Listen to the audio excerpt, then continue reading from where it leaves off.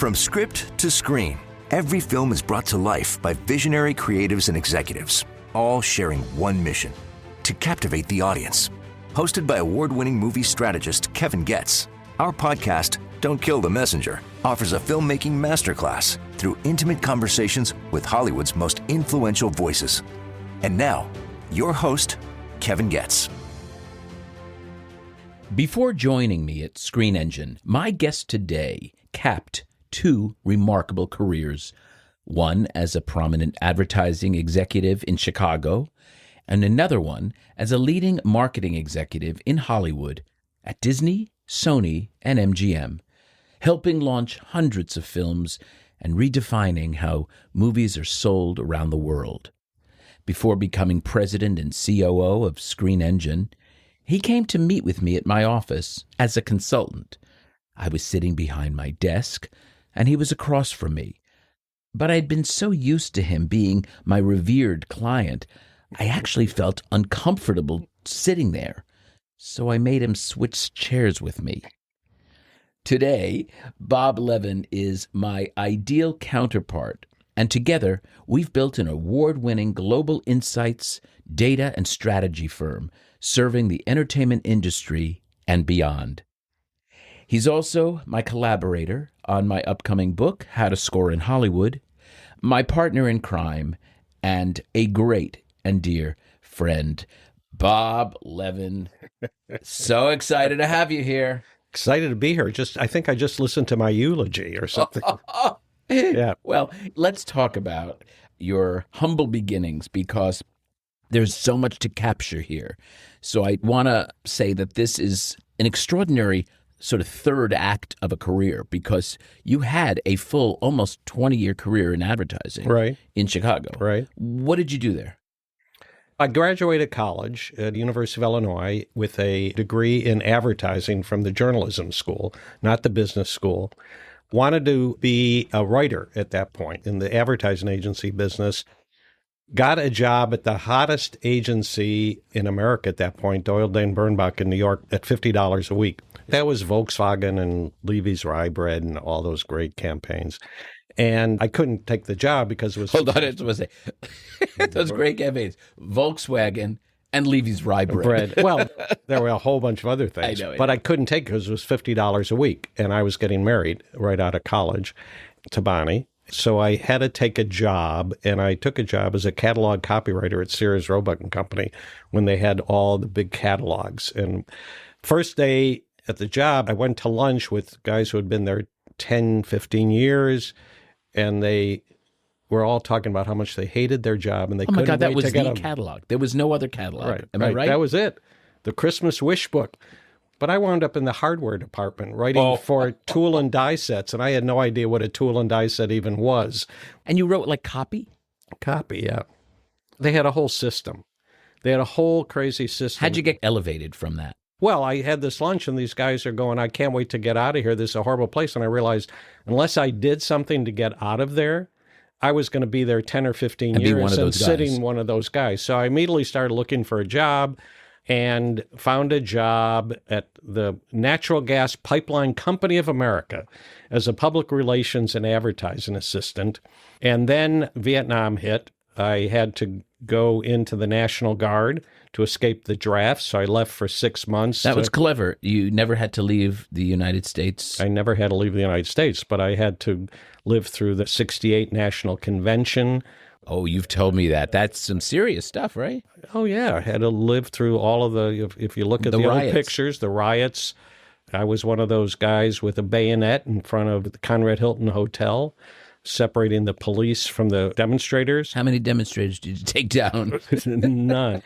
It was really bad. It was a very bad era for me, and eventually history when those kids got shot at Kent State. Oh, boy. And they were going to call us out to go to Northwestern. We're very divergent from what you asked the question, but I said, I can't go anymore. I can't do it. My conscience had just gotten to me.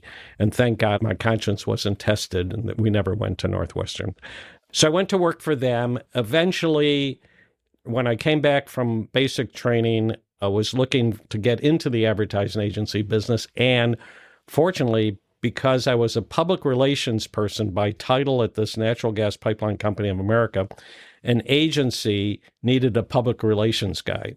And I took a job at an ad agency as their public relations person and quickly turned that into a job in account management. Where? A small boutique agency called Rink Wells. Ah. And then I kind of learning all this stuff I didn't know about, all these smaller jobs to get to becoming a real account manager at a major firm. Right. And then I moved from there to another very hot agency that was doing things like Screaming Yellow Zonkers and all these. How much are you making at this point a week? My first paycheck as a catalog copywriter, you got paid in cash. And if you're a college graduate, you get lined up in front of the paymaster every week, and they give you an envelope with your pay in it. You only see that in old movies. I know. And I took home $96 a week. Well, it was better than the 50, as you said. Yeah. Now, did Bonnie work? Yeah, she was a teacher. And you started a family not too long after that. Yes, I was a very young dad. I was a dad at 23. Wow, and you had Jordan. And I had Jordan. Jordan Levin, who would become the head of the WB network. Right. And then, of course, Lee. And then later on, after a second wife, Spencer. Yeah. Who is a terrific guy. Well, thank you. They're all terrific. So that led to me getting offered a job at McCann Erickson. And that started my career in the big agency business. My big agency experience was McCann and then Needham, Harper and Sears, which became Needham. DDB Needham. Aha. So I'm eventually a management supervisor, which is the highest level of account management at Needham at that point, managing the Sears account when Sears was a huge account. It was a huge national. So you went from Sears to Sears. Back to Sears. So I went from Sears as a catalog copywriter into the Sears boardroom. Well, so this is the Dick Cook story. And I think you heard my Dick Cook episode where he started as a monorail or steam engine operator and then became a head of the studio. Yeah. So you had a friend in college, a good friend, Rich Frank. He was such a good friend that you were the best man at his wedding. I was best man at his wedding. One day you get a phone call. Right. So I'm at Needham and I get a phone call and it's Rich and he says, "How you doing?" And I don't know if you're aware, but I just went with Michael Eisner and Jeffrey Katzenberg from Paramount over to Disney. And we're looking for someone to come in and run worldwide marketing for the movie studio. Do you know anybody? And I didn't particularly like LA as a place to come to. And I wasn't one of those film fans that was just, oh my God, this is the best job that could ever happen. So I said, well, I'll look around. And he said, okay. And he would call me back 2 or 3 times. And he tells the story that about the 3rd or 4th time he called, I asked, well, what does that job pay? And he said, well, if you want to know what that job pays, get on an airplane, come out here and talk to Michael and Jeffrey. And I came out and talked to Michael and Jeffrey and came away with the idea of, well, I got to take this job. I mean, this is like an unbelievable opportunity. What was the pay? $250,000 a year. What were you making a year at that point? 170. Okay, so it was not a huge, but it was a huge. It was a big plus deal. Plus bonuses, let's face it. Plus bonuses, plus stock. I mean, the stock options were crazy. But remember where Disney was at that point. Let's remind our listeners. I think at that point when I joined, it was $8 a share. And it split like 5 times, I think. And how about the fact that Disney was about to go through the Renaissance? Yes. And you were about to be part of it. Yes. That is so exciting. What was that like for you? Well, it was an amazing period of time because here you had this very strong entertainment brand name, Disney, that had lied sort of fallow since Walt Disney had died. It had just been maintained. It hadn't had much growth.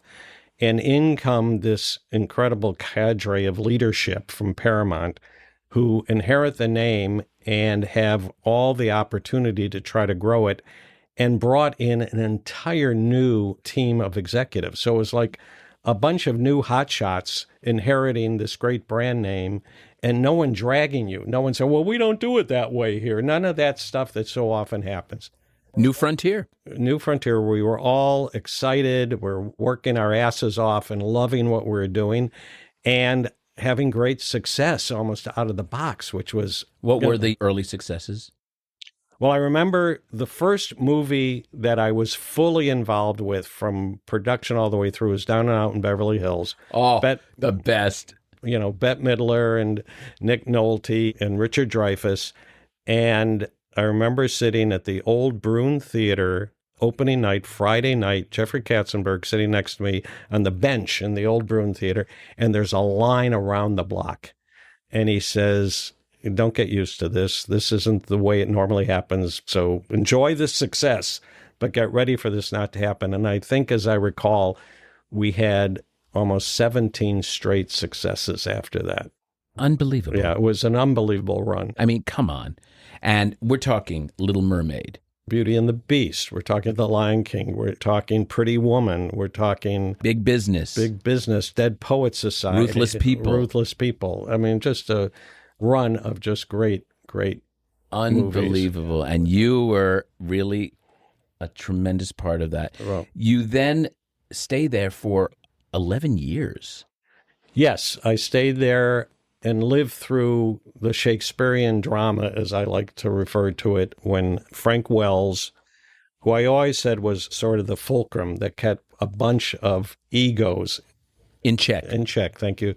And when he was killed, sort of things went a little haywire. He was killed in a helicopter crash. Helicopter crash, snow skiing, and the helicopter didn't make it off the mountain.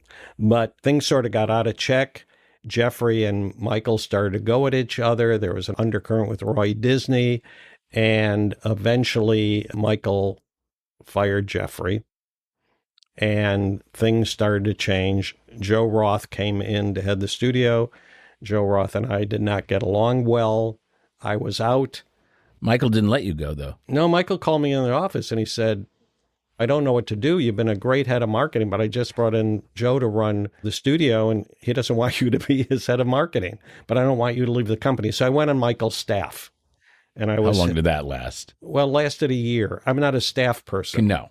And so I started to look for something else, and an opportunity opened up at Columbia, Sony Pictures Entertainment, to come in and run worldwide marketing. Who did you succeed? Sid Ganis. Aha. And you were there for 4 or 5 years. You had a good run there. I mean, you had... First $1 billion box office year the studio ever had. Walked in on Jerry Maguire, and we just had, great many successes. I know too much about you, and I know which stories are interesting, but just take a couple here. Let's take Jerry Maguire. Not the easiest marketing exercise right out of the gate. One would think so. It was a bit of a feathered fish, wasn't it? Yes. And when I walked in, the basic strategy was selling it primarily as a sports movie built around this agent. And I saw it differently. I saw it more as built around the Jerry Maguire character and his search for identity, and that it had some humor in it, but it was also a really good romantic story. And I saw a real opportunity to get both a male and female audience in.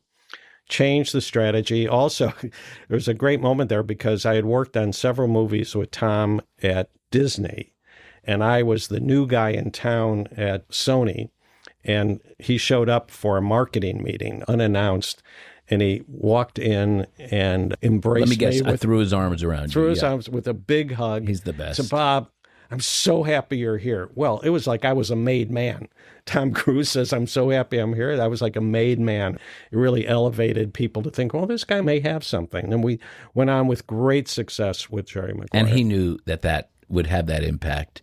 That's part of his brilliance, is galvanizing and making people feel really good about themselves. And then we had Adam Sandler. We had a huge success with a movie he did, Big Daddy. Yeah, but that was like you elevated his brand to a whole nother level. Yeah.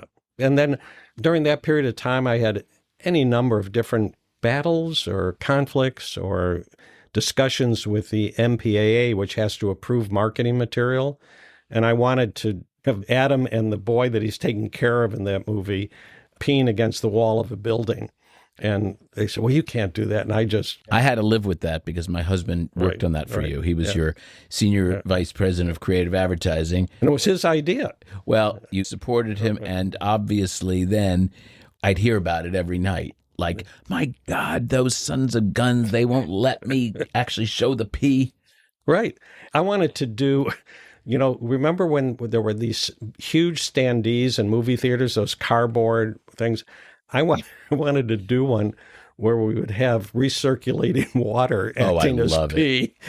So smart, though. Yeah, we never got to that level of approval. I wanted to stop here for 2 seconds just to talk a bit about your philosophy and the kind of precepts that you've always lived by when it comes to marketing. Marketing, not just movies, but anything.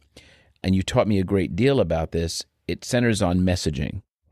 Can you talk a little bit about why that is so important and why it sort of can't be taught? Like, you could teach digital this, or you can teach how to do a media plan, but the creativity that goes into coming up with the overall strategic messaging of any movie is the most important thing, correct? I think so. I don't know. It's a mixture of psychology and sociology and understanding what works and doesn't work and keeping it simple. But it's basically the notion of understanding who the potential audience is. We'll just talk about a movie. Who's the potential audience for this movie? And going back to, the work that you have become the epitome of knowledge for is screenings. You learn so much at a research screening of who the potential audience is for a movie that as a marketing person, you're sitting there and saying, that's who it works for. That's who I need to go after. That's who I want in the theater opening weekend. And so you understand who the movie plays for and who the biggest potential is, and then start to discuss what's in the concept, what's a compelling idea for that audience in the movie. For the largest number of folks, right? What we became very adept at was, you're talking about an era where network television drove box office, and we were able to create special messaging for special audiences. So we would have, in the case of the animated movies, which is the best story of all of it, we would have a messaging for a father to take a son, a mother to take a daughter, parents to go together, a general audience. Why should an adult male and adult female go to see the movie?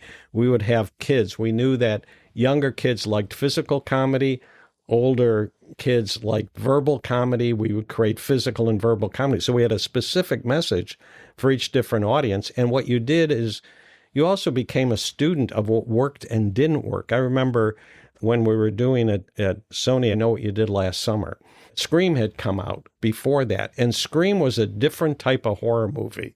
And we started talking about appealing and making these movies into what they called screamos at that point, appealing to young females who were the audience that made Scream successful versus making it a horror movie. It became a movie you and your girlfriends can come to go to and scream in a theater. Yeah. You have said good marketing is both instinct and data. Right. You still believe that? Yes, I believe it in the sense that data helps drive instinct. It's what you do with the data. It's how you look at the data. I mean, you've worked on hundreds of releases, Bob. Which is the one that you are most proud of from? Oh, my God. When I say this, let me just clarify, because it's such a hard question. Give me the one movie that you sort of really felt you triumphed, despite the fact that it might have been a difficult movie or difficult material. That is a hard question, because the movies that were successful in the sense of what I can take credit for marketing were movies that really played well for an audience. I don't know. The easy ones to talk about, I guess, are Pretty Woman, which could have been misunderstood to be a dark R-rated. Which is what it originally was, correct? Yeah, it was written very differently than Gary Marshall. Originally called 3000. 3000, about what he paid a hooker to be with him for the weekend. But we turned it into this movie that mothers took daughters to come see, and we turned it into a celebration of feminine choice. Absolutely. And an agency. Right. Because she ended up calling her own shots. He thought he was in charge. Right. She wound up in charge. And that turned into a number of movies that followed that. I mean, female empowerment. Did Legally Blonde. When I joined MGM, they had already positioned Legally Blonde as sort of this ridiculous sort of love story on campus. And it's like, No, female empowerment. Female empowerment became this theme so often. So I think we really turned something that could have been, because remember, Pretty Woman was Julia Roberts' launching pad. Oh, yeah. That was the movie. She was known in Hollywood, but she wasn't known as the movie star that she became after that. The other one... Before you go on, Jeffrey Katzenberg wanted to name the movie Princess of the Boulevard, So correct? we kept on talking about, this is a Cinderella movie. This is a Cinderella movie. And Jeffrey had this title because he wanted to change 3000. It was The Princess of the Boulevard. And I said, Jeffrey, that is not a name for this movie, The Princess of the Boulevard. Why wasn't it? It just was too precious. It was too little. It made it smaller in terms of younger. Yeah, and like princess, that's a Disney word. So what'd you do? So back then, Billboard magazine used to publish an annual week-by-week compendium of that year's top 50 singles. So every week you could go through and see what was the single. So I had it back for many years. And I remember early on, there was a movie called Boy Rents Girl with Patrick Dempsey before he was I worked on that. Before he was McDreamy. Yeah. Boy Rents Girl. What a horrible title for a movie. I said to Jeffrey, that's a horrible title for a movie. He says, well, come up with something better. And I started to go into this thing, and I found this title, Can't Buy Me Love, the Beatles song. The Beatles had recently sold their catalog to Michael Jackson, and he was looking to make money on the catalog. So I was able to buy that title. So I got in and started looking for a title for 3000 and found Pretty Woman. And I got rid of the Oh Pretty Woman because it was Oh Pretty Woman. That's the real name of it is Oh Pretty Woman. Oh Pretty Woman. So then you go to Gary Marshall. I'll play Gary Marshall. So Bob, what's this some crazy song you got for me, Bob? Yeah. What do you mean here? So as I recall it, and I think I would call it correctly, I loved working with Gary. Gary was one of the great directors to work with. The best. The best. Gary, if you needed a scene for a trailer, or you show him the trailer, and you look at the trailer and he says, I got a better scene for you. I got something better. And he would give you a cut that was indeed better than the one you had because you didn't know he had a better cut. It was great that way. So he says, I don't know what I'm not a filmmaker, but I had seen the movie enough times now. He said, where would I put it? I said, and what about when she's shopping in Rodeo Drive? And it just worked out great. Wow, that is a great idea. Let me think about that. Right. Oh, when she's shopping, we can make it a whole montage. So then Roy Orbison's widow had to okay it. And she said, well, I'm not okaying a movie. I'm not using that song for a hooker movie. And we showed her the movie, and she said, I love the movie. And she let us use it. And of course, she's lived off of that for a good period of time. There are such things as unmarketable movies, wouldn't you say? Yeah. Give me one. Disorganized crime. Oh, I did that one, right? Right. Yeah, I tested that. Unmarketable. Heartbreak Hotel. Okay, keep going. First of all, tell the listeners that you were responsible in large measure for me going to the next level of my career. Tell us about what you remember about that. We're talking 35 years ago? When I came to Hollywood, I never had any notion whatsoever that Hollywood used as much research as it used. When I was still in Chicago and had agreed to come to Disney, but hadn't, of course, physically changed yet, they were working on an early movie that Jeffrey had inherited called The Journey of Natty Gann. And The Journey of Natty Gann, he sends me to look at, there's 10 green books. What are these green books? Those were the old NRG reports. Those were the old NRG reports, NRG being the monopoly in market research in the industry. Time, yeah. No one competed in the movie, and they did everything. And in fact, sat in marketing meetings. And God forbid you went to another company. Oh, my God. We keep on going to story after story. So Michael Eisner is going after Jeffrey about, he doesn't particularly like the principles of NRG. We got to find an alternative. And I lined up presentations from 3 major market research companies who all came in and did presentations. And however Joe Farrell did it, that never happened. He went to Michael or Jeffrey or both? I think Jeffrey. And I think Jeffrey went to Michael and said, we can't do this. Well, I got to hand it to him. So in those days, either Catherine Porter or Joe Farrell, who were the 2 principals of NRG, were came to every research screening and did the groups. How about came to every marketing meeting that Disney had on Monday morning marketing meeting? We digress again. Joe had the best deal whatsoever. So Joe's value in the industry and what exists, he knew more than anybody. He knew how every movie played. He knew how every advertising campaign was testing. He knew all of it. But he never really said anything out of school. He would sit in these marketing meetings, and I never saw Joe in anything else other than a suit. And Jeffrey would say, well, we ought to release that on September 6th. And when he'd look at Joe, and Joe would bring out his market out of his thing. His little paper. He had this tiny little paper, tiny little writing. Paper. He'd look at it, and he'd go, And he just a little facial gesture. And Jeffrey said, well, maybe not September 6th. And that was, and he sort of did that for everybody. So he helped everybody make the right decisions without really giving anything away, but giving a lot away. 2 movies that come to mind that were really challenging. I remember I Love Trouble. I Love Trouble. That was truly a feathered fish movie. Didn't know what it wanted to be. It was cast that the cast would carry it. The cast could overcome this. And that was Julia Roberts and Nick Nolte. And Nick Nolte. And sort of an action movie, sort of a love story. There was no chemistry between them. I think she hated him, as I recall the story. Maybe I'm wrong about that. Or he hated her, but there was no chemistry. And that was Nancy Myers and Charles Shire at that point. Oh, yeah. What a misstep. But Joe and Catherine did every screening. One time I was having a marketing screening to learn more about the movie. It wasn't for the filmmakers. It was for me. Tutorial. And Joe said, Catherine, well, we can't make it that night, but we got this great guy who's come in, here. And great. If you say he's great. And you showed up to do the group afterwards. And I was blown away how good you were. I mean, it was like, whoa, this is fresh. And I said to them, anytime that you guys are not available or whatever, more than happy to use Kevin. That was great. And great for me. Okay. The other person that really also helped me at another studio was, of course, Tom Sherrick at Fox. Very, very supportive. One time I remember he called Joe and Catherine and said, you need to give Kevin Goetz a raise. And Catherine called me up. I have to talk to her about this. She'll probably remember. And said, did you talk to Tom Sherrick? I said, no. He said, oh, okay, well, he wants us to pay you more, and we're going to. And I said, great.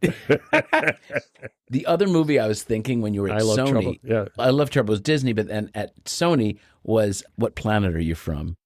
Totally unmarketable movie. And the story goes, it was also the biggest money-losing movie in Columbia history. Mike Nichols, friend of John Calley, makes this movie starring May they both rest in peace. The movie starring Gary Shandling for a lot of money. Big director's fee, big production fee. And the movie essentially is Gary Shandling's an alien who is sent to the Earth to determine how the species procreate and how it can help his planet, which is dying, go on.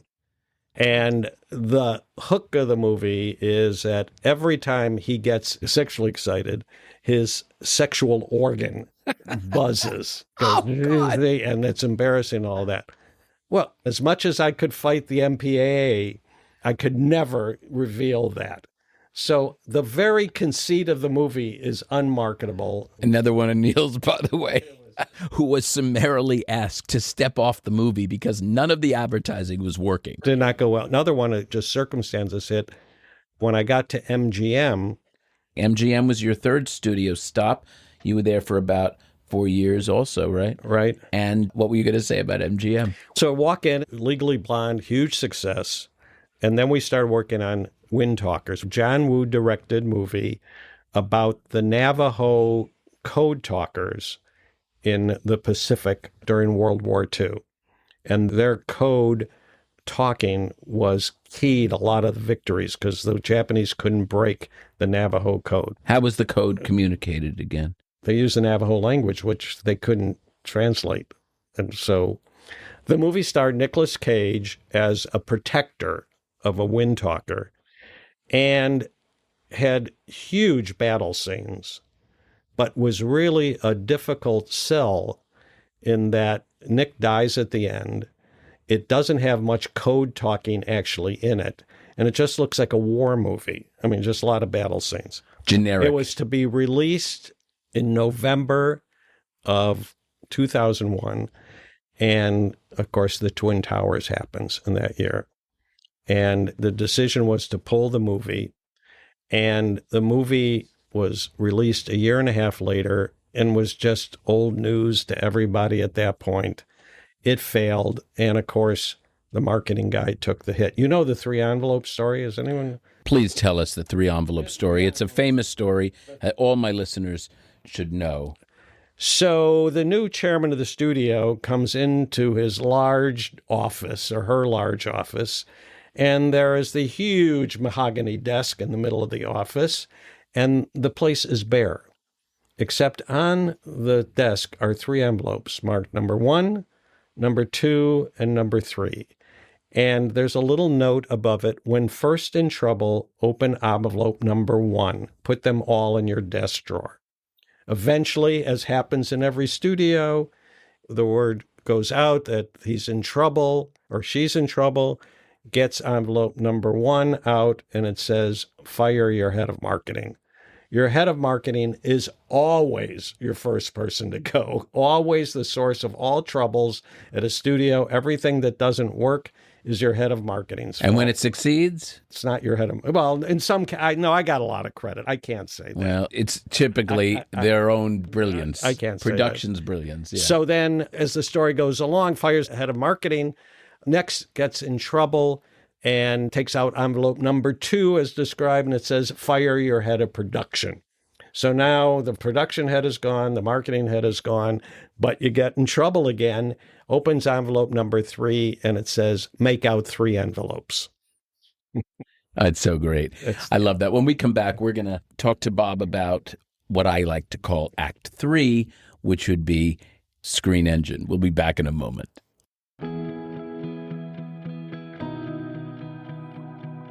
Listeners, the Motion Picture and Television Fund is a nonprofit charitable organization that supports working and retired members of the entertainment community. This wonderfully run organization offers assistance for living and aging with dignity and purpose in the areas of health and social services, including temporary financial assistance, case management, and residential living, and has been a crucial lifeline to thousands during and beyond critical times that our industry continues to experience. To learn more, visit mptf.com. Please join me in helping others in our industry during times of need. There are so many ways to offer support and get involved. Thank you. We're back with Bob Levin. Bob, how did I convince you to take the leap and come out of, I think, semi-retirement at that point to join me on my journey with Screen Engine, I guess almost 16 years ago? So I was the worst semi-retired person, and I wasn't very good at it, and I never was going to be any good at it. And I did some volunteering, and I was board chair for an independent school and staying busy. But at that point in time, as I recall, you were at OTX. Yes, you're right. Chris Meledandri had left Blue Sky, where he was responsible for Ice Age, and had been funded by Universal to set up Illumination. And he was just getting started. And he looked to you as a huge value to him and his success with Blue Sky and with all the Ice Age movies. And instead of wanting you at the end of the process, he wanted you at the beginning of the process, in the very early stages of developing what was then called Evil Me. Mm-hmm. And it was just in the talking stage. And you suggested that maybe he would like to have me involved because of all my animation experience. So I came in as a consultant. Oh, I do remember that. That was about for you at OTX. That was about 18 years ago, yeah. I guess, right? And working with Chris and you and his team on Evil Me. He showed us initial character renderings. I remember he took us through the story, which we thought was quite cute. We were concerned a little bit that young boys, there was maybe not going to be enough action for them because there were 3 little girl characters. Of course, there was Gru, but then we also were pretty hard on him, if I remember, about the ending. It needed to do this, it needed to do that, it needed to do that at the end.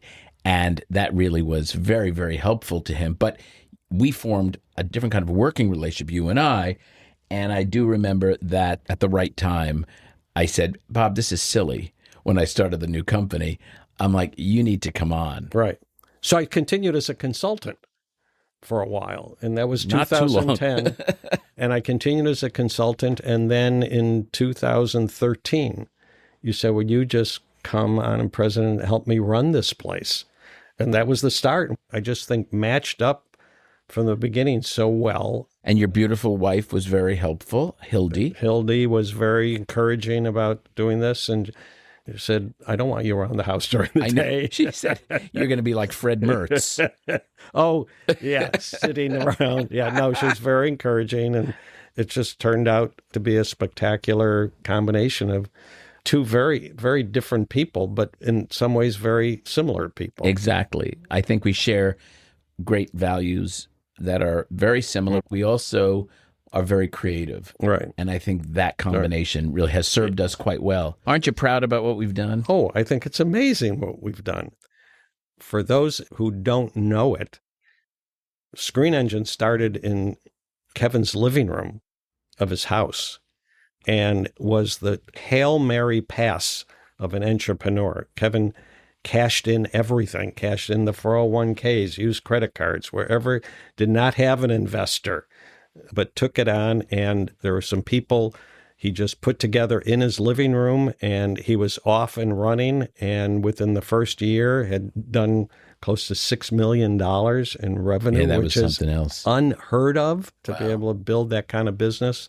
And from them, through acquisitions and just growth, and by the way, have survived some very difficult times in the business. You know, the pandemic closed down all in-person screenings. And I remember you calling us all into a room saying, Manhattan Project time, we have to have a way to do online screening that is secure within 3 months, I think you gave it, or something. There was some ridiculous time. And we did it. And it was done with a lot of people really working, and then hard to get it done. And it saved that business at that point in time. And then when we hit the strikes and all production stopped, to be able to get through that, it wasn't easy, but we did it. And proud of it. And it's fair to say also that part of what you helped me to navigate was not being so dependent on the movie business. I remember you coming into my office maybe 13 years ago or something and saying, ASI, that preview house up on Sunset, it's available, I think, to buy. Yeah, Any interest? I said, no. Wait, Bob, come back. What would that, ASI, huh? That's with the dials? Yeah. Huh. That could be interesting. Well, let's investigate it. Well, you remember what we had learned up until then. So you were great at getting meetings, and you got us meetings with television people. Mm-hmm. And we were going to the meetings, and the standard meeting was, you guys are really nice guys. You've had great success in the movie business. You're really good people, but you're not TV people. Couldn't get a chance. Yeah, we needed something to establish us firmly in the TV business. That did it. It was the greatest thing ever. I remember taking another swing by personally guaranteeing a loan for that whole business acquisition. So I still owned 100% of the company at that point. Yeah. Isn't that crazy? Yeah. I mean, when I think about what I've done that way and having my supportive husband behind me to do it is really extraordinary. Well, because Kevin, you are a true entrepreneur from way back when, from you starting your dance school when you're a teenager. Yeah. And who's the teenager who's got a I have dance a great and story. actor school? And I started at the lemonade stand. The lemonade stand? No. So this last weekend, I'm driving up Rexford from Beverly Hills, and on the corner of Rexford and I think Carmelita or Elevado is a young boy selling lemonade. I pass, I go about a quarter of a mile, I do a U-turn, I come all the way back, and I pull up in front and I said, how much for a glass of lemonade? He said, $2. I said, $2? I said, okay, I'll take 2. Gave him a 5. I said, this is for you as a tip for doing such good service. Wow. I said, thank you so much, and keep making money make it for the right price. And you make a profit. Prices in the grocery stores have gone up. Okay, sir. Thank you. Thank you, sir. Right. And went off, and I felt very good about acknowledging and supporting his entrepreneurship. Yeah, I think one of the things that I've learned from you is I came up in more or less the corporate world and the way the corporate people think about things and corporate structure and all of that. And you are a pure entrepreneur from back to the lemonade stand day. It was my acting days, right. Correct? I mean, you had to self-promote. You're an actor. No one's doing it for you. Right. You're putting yourself on the line every time. I have such respect for actors going out there, being vulnerable, putting yourself on the line and being told no and no and no and no. And finally you get one yes and you're like encouraged to go to the next step. But what I've learned that I find interesting is I never heard the term before you used the term gut brain. Stomach brain or gut brain. Yeah. And corporations very much are lined up in brain, not gut brain. And successful entrepreneurs, I think, like you, have a really good gut brain. And entrepreneurs who aren't that successful find out they don't. Well, I was just going to ask you, you literally answered this question, but I'm going to ask it anyway. You've been part of both massive corporations and a growing entrepreneurial business. What leadership lessons translate between those two worlds? Well, it goes back to, I remember a meeting at Disney where Disney had established by this time a very strong corporate strategy group, and they were the big thinkers in the studio. And we had a lot of retreats at Disney and a lot of off-campus retreats. And one retreat for the movie business, corp strat guys came in and after the review of the business said, well, we understand that hits drive the business. So just make hits. That's an old famous. Well, did Michael say it? No, the one of the corp strat people. What a genius idea! What a genius idea! So it's that kind of thinking that every problem has an arithmetic solution to it. Every problem can be analyzed down to the depth. Where an entrepreneur says, "I got enough information. Let's move forward," versus spend the next year. Right. And if you're the right entrepreneur, it works. If you don't, you're not the right person. I want to segue to our book, How to Score in Hollywood. I'm very proud of it. It comes out November 11th from Simon & Schuster. It's, I think, a really good read. And it's an important read for many different constituents in our industry who I think could derive great value from it. Tell me what you think about the book, why you got initially involved with the book. I don't remember how I got involved. I think we just talked about, would you like to write the next book with me or do the next book? But I mean, I had this idea because Audienceology, which I co-wrote with Darlene Hayman, really focused on the screenings, the playability. Right. And I kind of wanted to, if you remember, talk about the capability, which you coined, by the way. Right. I remember where you coined it in this conference room when we were renting a shared space. And I said, we need to come up with a name that measures concepts, but not call it concept testing, and more rigor around the pre-green light stage. And you said, capability. How capable is something? Right. Which is an element of the book. I think what we eventually got around to is there is a real story to be told through the practitioners of the business. And I mean producers, studio executives.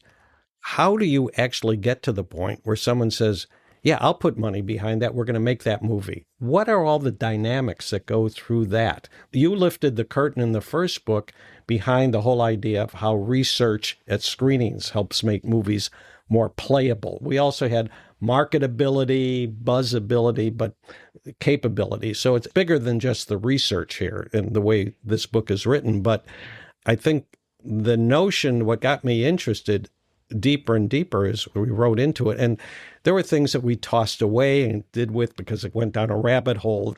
I think it's a really good behind the scenes read for anyone who's sort of interested in the entertainment business and how IP and ideas are developed and things gain the strength for people to put money behind it. But I also thought that it had a lot of information for other businesses.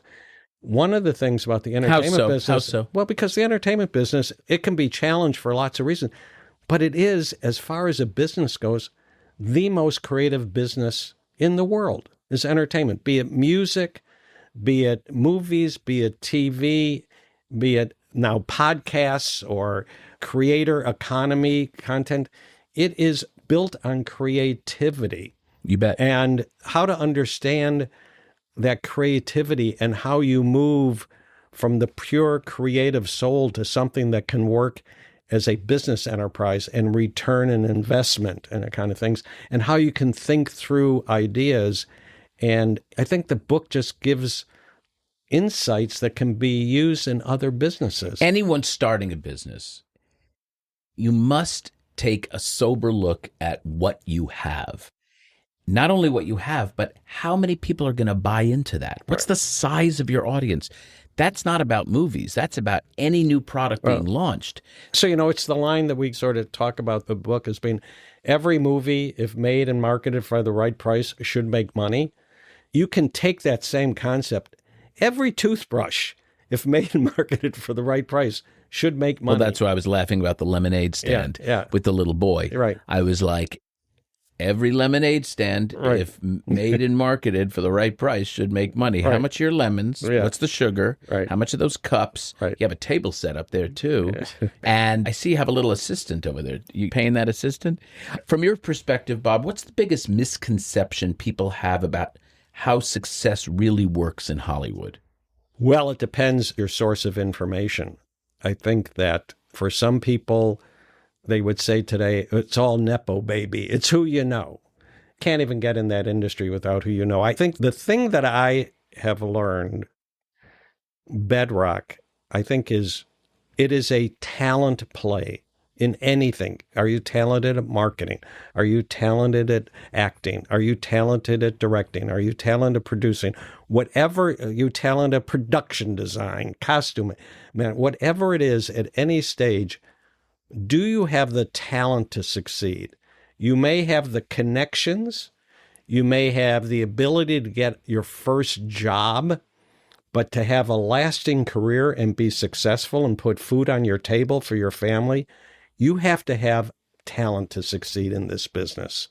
So in the end, I think people can say, well, that person's not very talented because I don't like rap music. Well, you don't know rap music and what talent is. Exactly. So you ask people. I was going to ask you, you've spent your career shaping how audiences experience movies. What have audiences taught you? They are absolutely pure in their responses. You cannot like the way they respond as the creator. You can say, well, they're stupid, or they don't know what's funny, and all, but they're just acting in purity for what they see and what they react to. Someone asked me recently, have you ever been wrong, about a movie? Mm-hmm. And I said, well, I'm wrong every day of my life in some form or fashion, but the audience is never wrong. They're just giving you their feelings. So unless you want to discount feelings, and feelings are just feelings, they have no judgment on them, they are never wrong. They're just telling you how they are taking this in. And by the way, they just come there to be entertained to a screening, let's say. They want to like it. They don't want to have given their time and not like it. So for them to be led to tell you what's wrong with it is actually a pretty big deal.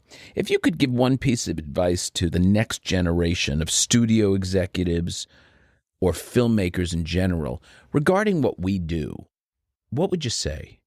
Boy, I think you have to be very open-minded and curious about the world, what's going on in the world. And I don't mean a political sense only.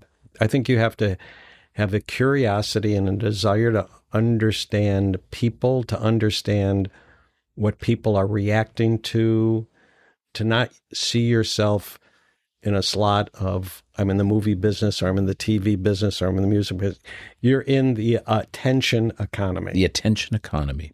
Where people have more ways to be entertained and to consume their time. And when you realize that YouTube is now getting more attention than any other single platform entity, putting out entertainment and it's all very short form, does that mean the death of long form? I don't think so. You're challenged to be, again, going back to the audience, I think the challenge is to respect the audience. Don't be cynical about the audience. Don't be skeptical. Don't think, oh, well, this will entertain.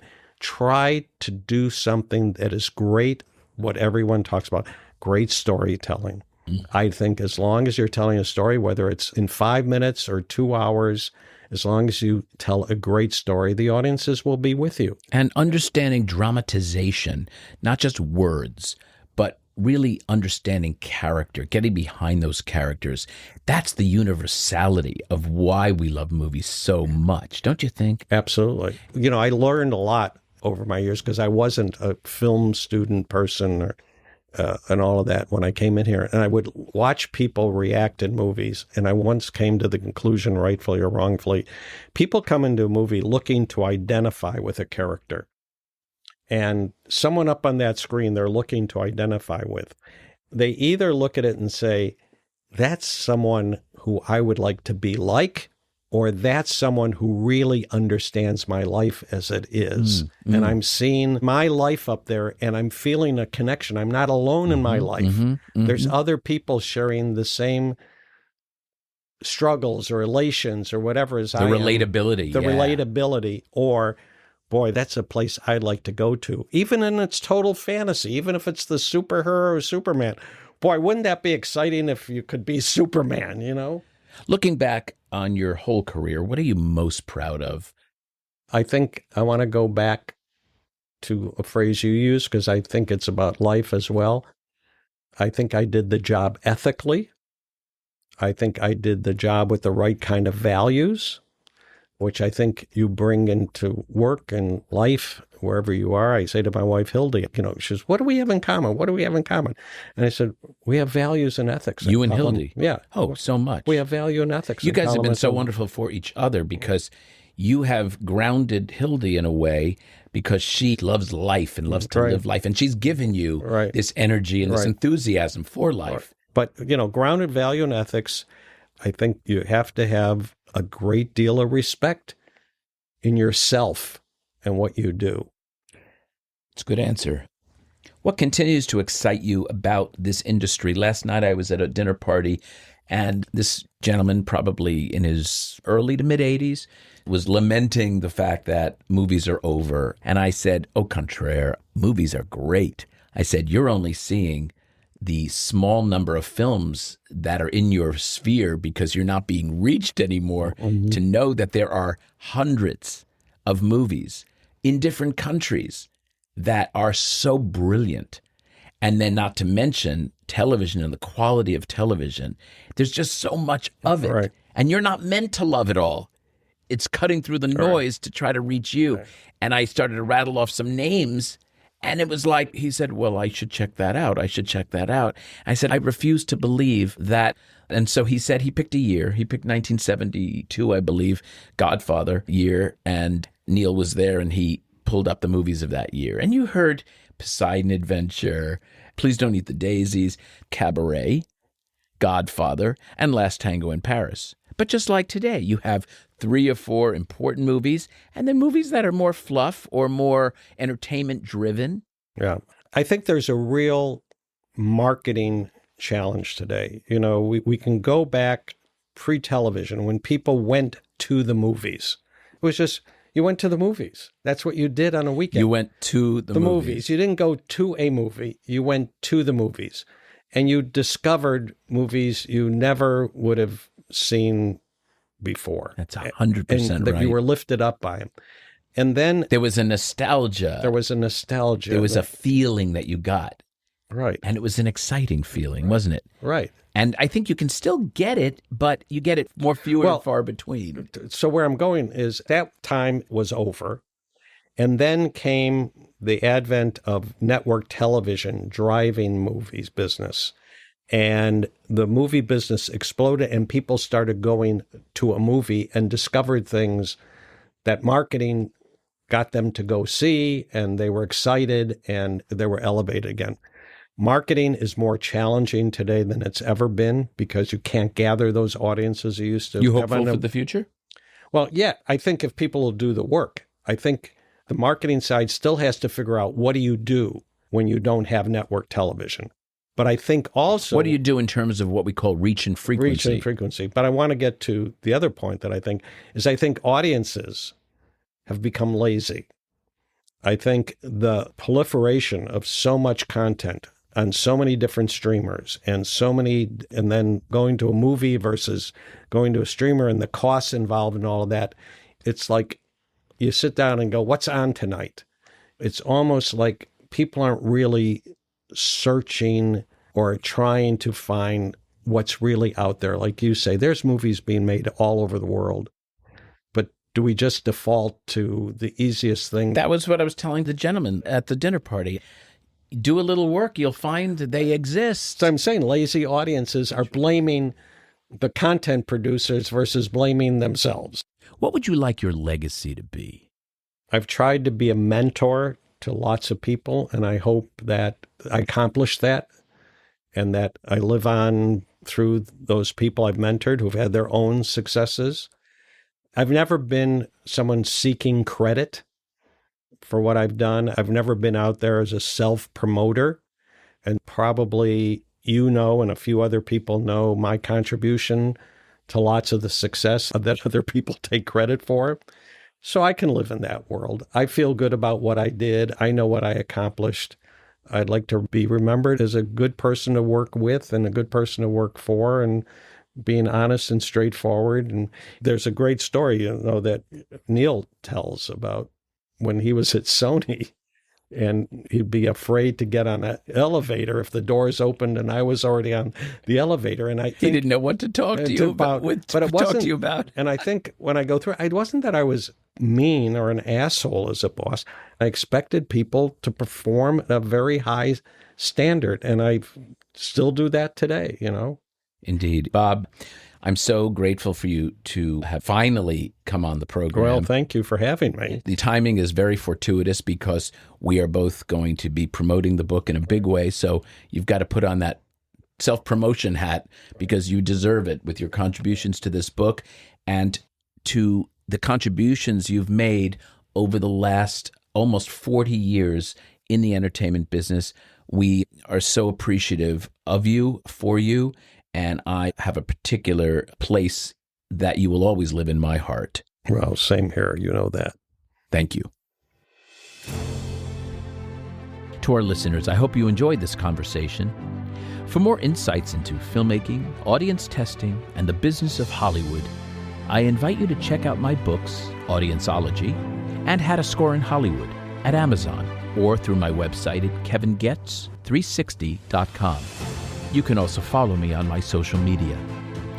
Next time on Don't Kill the Messenger, I'll welcome the legendary producer, executive, and screenwriter, Suzanne DePass. Until then, I'm Kevin Goetz, and to you, our listeners, I appreciate you being part of the movie-making process. Your opinions matter.